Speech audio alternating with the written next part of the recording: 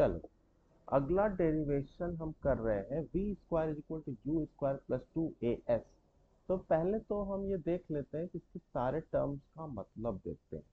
हमें ये बात पता है कि v क्या होता है, ठीक है, u क्या होता है, ठीक है, a क्या होता है, ठीक है, s क्या होता है, ठीक है। अब इनका सबका मतलब एक बार हम लिखते हैं। तो v होती है, देखो बेटा, फाइनल वेलोसिटी। v क्या होती है, v होती है भाई फाइनल वेलोसिटी, ठीक है। u क्या होता है, u होता है इनिशियल वेलोसिटी। u होता है इनिशियल वेलोसिटी, ठीक है। a क्या होता है, a होता है बेटा एक्सिलरेशन। ये क्या होता है, एक्सिलरेशन। और s आपका होता है डिस्प्लेसमेंट, ठीक है। s होता है डिस्प्लेसमेंट। चलो, बहुत बढ़िया। अब इसका डेरिवेशन करने के लिए हमें एक्सिलरेशन की डेफिनेशन पता होनी चाहिए। एक्सिलरेशन की अगर बात करें तो वो होता है rate of change of velocity delta we by delta T, ठीक है। यानी कि हम इसको लिख सकते हैं भाई मेरे v2 minus v1 upon t2 minus t1। कोई समस्या नहीं। अच्छा, चलो मान लेते हैं कि थोड़ी देर के लिए t की वैल्यू बहुत ही कम है और v की वैल्यू भी बहुत ही कम है, यानी डेल्टा t जो है वो 10 to 0 है और डेल्टा t और डेल्टा v दोनों है। इसका मतलब क्या है, इंस्टेंट की बात कर रहे हैं।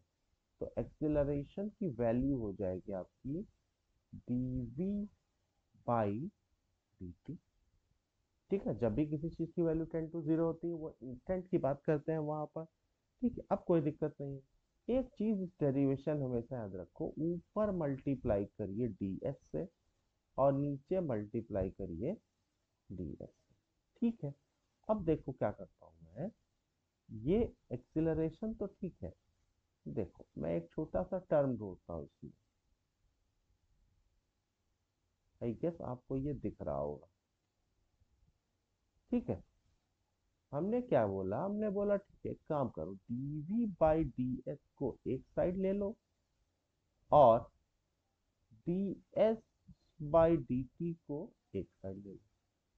अब जरा ध्यान से देखो, ds बाई dt की वैल्यू, ds बाई dt की वैल्यू क्या होती है, बट हमको ये बात पता है कि ds बाई dt जो होता है ना बेटा, वो होता है वेलोसिटी, ठीक है। अगर ds बाई dt वेलोसिटी होता है तो हम यहाँ पे वैल्यू रख देते हैं। इसकी जगह पे हम रख देंगे v। तो क्या हो जाएगा, dv by ds into v। अच्छा, एक काम करते हैं, अब तो कोई दिक्कत नहीं है, क्रॉस मल्टीप्लाई करते हैं। ये हो जाएगा a ds is equal to v dv, ठीक है। यहाँ तक तो मुझे नहीं लगता किसी को कोई प्रॉब्लम आएगी, ठीक है। अब आप वापस से हमेशा की तरह इंटीग्रेशन करो, यहाँ पे भी इंटीग्रेशन कर दो, ठीक है। चलो, इनिशियल वेलोसिटी हम u मान लेते हैं और उस टाइम पर हम डिस्प्लेसमेंट मान लेते हैं कि कोई डिस्प्लेसमेंट नहीं हुआ, ठीक है। मतलब जिस टाइम पे हम स्टार्ट करते हैं उस टाइम पर हम डिस्प्लेसमेंट 0 मानते हैं और बाद में वेलोसिटी v हो गई होगी तो कुछ डिस्प्लेसमेंट भी हो गया होगा, s डिस्प्लेसमेंट हो गया होगा।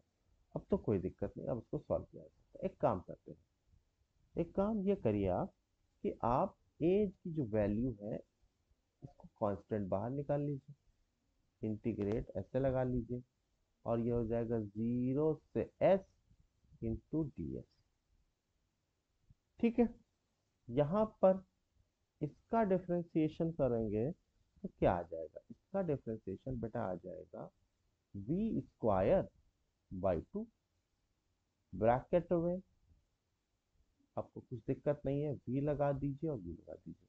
कोई पूछे कैसे आया सर, फिर से वही कहानी, integration of x to the power n dx is equal to होता है x to the power n plus 1 upon n plus 1, ठीक है, यहाँ पर एक कांस्टेंट भी आता है बट ये डिफरेंट इंटीग्रेशन है, तो मतलब जब भी लिमिट लगी है वो कांस्टेंट की जरूरत नहीं है, सिंपल। ठीक है, चलो अब इसका डिफरेंशिएशन आएगा ए, आएगा एस। वन का डिफरेंशिएशन, यहाँ पे वन है ना बेसिकली, यहाँ पर कुछ नहीं तो वन। वन का डिफरेंशिएशन एस, जीरो से एस। ठीक है, यहाँ पर देखो एक बार वैल्यू रखो आप वी स्क्वायर, वी की जगह ऊपर वाला V square by two, minus ये वाला यू स्क्वायर बाई टू, और इधर आ जाएगा ए। एस की वैल्यू एक बार रखेंगे और एक बार जीरो रखेंगे तो क्या हो जाएगा, ए इंटू एस। ये आ जाएगा V square minus U square upon two. ठीक है, वापस से क्रॉस मल्टीप्लाई कर लीजिए, अपॉन वन कर लीजिए, इसको हो जाएगा टू ए एस। ये हो जाएगा आपका V square minus U square. ठीक है, इस वी स्क्वायर को इधर लेके जाइए या यू स्क्वायर को इधर ले आइए आप। ये हो जाएगा U square plus two A S is equal to V square. यानी कि इसको सही तरीके से अगर आप लिखोगे तो हम लिख सकते हैं कि V square is equal to U square plus two A S. ठीक है, तो ये हमारी थर्ड इक्वेशन ड्रॉ हो गई। किस मेथड से, इंटीग्रेशन मेथड से, डेरिवेशन मेथड से कह सकते हैं। ठीक है, चलिए आज के लिए इतना ही, धन्यवाद।